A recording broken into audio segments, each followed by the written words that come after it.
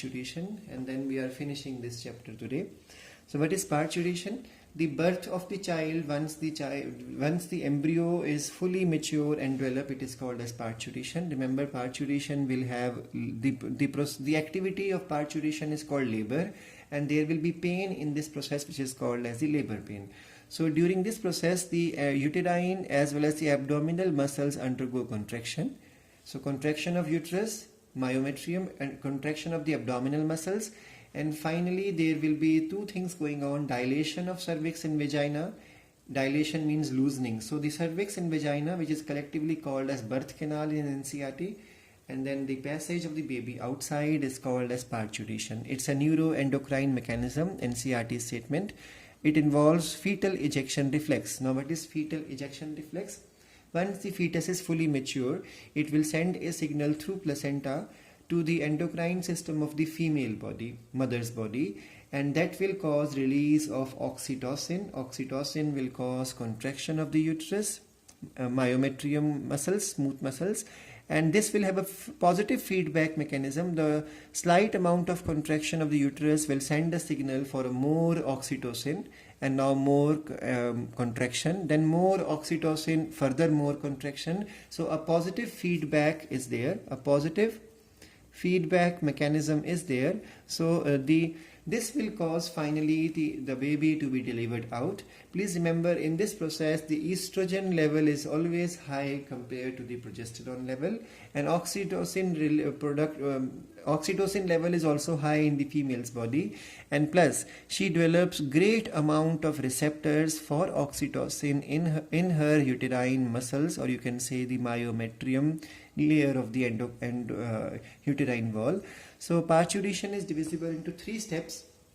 First step is dilation. Remember, by the end of the 8th month, the baby slowly starts turning the head towards the cervix, because the baby understands delivery has to occur. Delivery is always head onwards. Head will come out first. So during dilation, what happens? There will be a contraction that lady can feel in her uterus, and that contraction is once in every 30 minutes. But remember, the intensity of this contraction is frequency and intensity of these contractions are going to increase, and the fetus will force his head towards the cervix. This will start the pain, and pain is going on. Why? Because there is contraction of the blood vessel and there is lesser supply of oxygen now to the myometrium. This develops a positive feedback, and there will be stronger and stronger contraction and more frequent contractions, and the cervix and vaginal canal are going to dilate, and within 12 hours this whole thing will be over, and now the amniotic amnion layer is going to rupture, and this will cause the fluid to come outside. This helps in lubrication of the birth canal. Finally, the baby is expelled out. Expulsion requires 20 to 60 minutes, varies from the ladies to ladies. An umbilical cord, then you would have seen in movies they show when the baby comes out, the umbilical cord is cut somewhere close to the navel of the born child.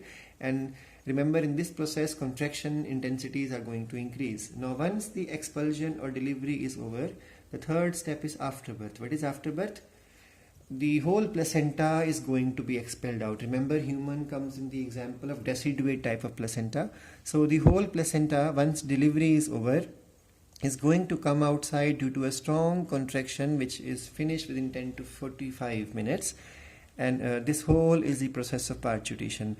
Remember, the baby will start now the process of aerial breathing, because now lungs will become active. No more breathing from the umbilical cord or placenta side. So blood flow from the umbilical cord, blood flow from the foramen ovale, ductus arteriosus, this topic, to the 11th O I had explained in detail. Remember, shunt mechanism. So that all thing is going to stop now. And what is finally lactation? Lactation is breastfeeding basically. So initially 5 to 6 to 7 days of the breastfeeding will incorporate a yellowish type of thicker milk, which is called as colostrum. Colostrum is very much important because it carries antibodies to provide passive immunity to the newborn child. And then afterwards, after this 1 to 7 days or something, when this lactation of colostrum is over, now normal milk will start coming out, and that will be from 3 to 4 days after delivery. Please remember, formation of milk is controlled by prolactin hormone and release of the milk is controlled by the oxytocin hormone. They are from which gland? You all know. Please go through 11th class syllabus once again.